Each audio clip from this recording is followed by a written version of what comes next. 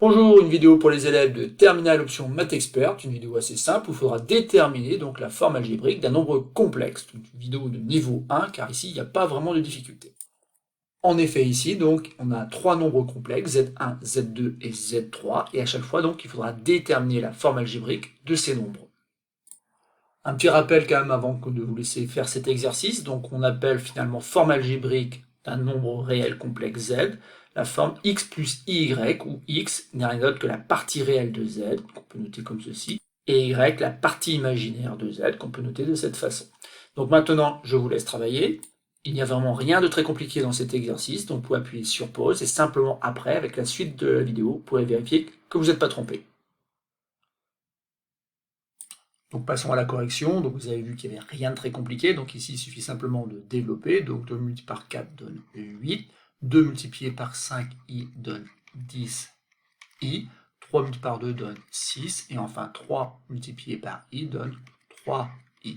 Et pour obtenir donc la forme algébrique, on va simplement regrouper 8 et 6 pour obtenir 14. Autrement dit, la partie réelle du nombre complexe Z1 et la partie imaginaire, elle sera égale à 13i, puisque ça fait 10i plus 3i. Donc ce nombre complexe Z1 admet pour forme algébrique 14 plus 13i. Passons maintenant au nombre complexe Z2, là aussi pas de difficulté, donc ça fait 18 moins 15i. Ici ça va faire i multiplié par 2, que je peux réécrire 2i. Et attention, petite difficulté néanmoins ici, i multiplié par 3i, ben ça fait tout simplement moins 3. Car l'une des choses à connaître rapidement sur les nombres complexes, c'est que le nombre i au carré est égal à moins 1. Donc je répète ici, on obtient moins 3. Et après, donc c'est très simple, il suffit simplement de regrouper donc les nombres réels, 18 et moins 3 donnent 15. Et pour la partie imaginaire, donc on obtient moins 13i. C'est terminé. Et donc pour Z3, cette fois-ci, on a une expression où il y a des racines carrées. Il faut savoir que ce n'est pas gadget du tout ici. Il y a plein de situations où apparaissent donc ces racines carrées. Et ces situations, vous allez découvrir au fil de l'étude des nombres complexes. Donc racine carrée de 2 multiplié par racine carrée de 2, bon, sans calculatrice, ça fait 2.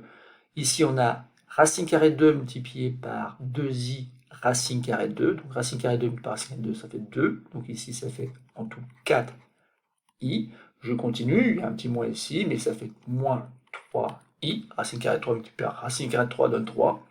Et enfin, moins multiplié par moins donne plus 2 multiplié par racine carrée de 3 multiplié par racine carrée de 3, donc ça fait 6. Et donc j'obtiens ici 8 plus 1i, que j'ai écrit tout simplement plus i. Et donc la forme algébrique de Z3, c'est rien d'autre que 8 plus i. Et c'est donc déjà terminé pour ce petit exercice. Donc la seule chose à retenir, c'est tout simplement que i au carré est bien égal à moins 1.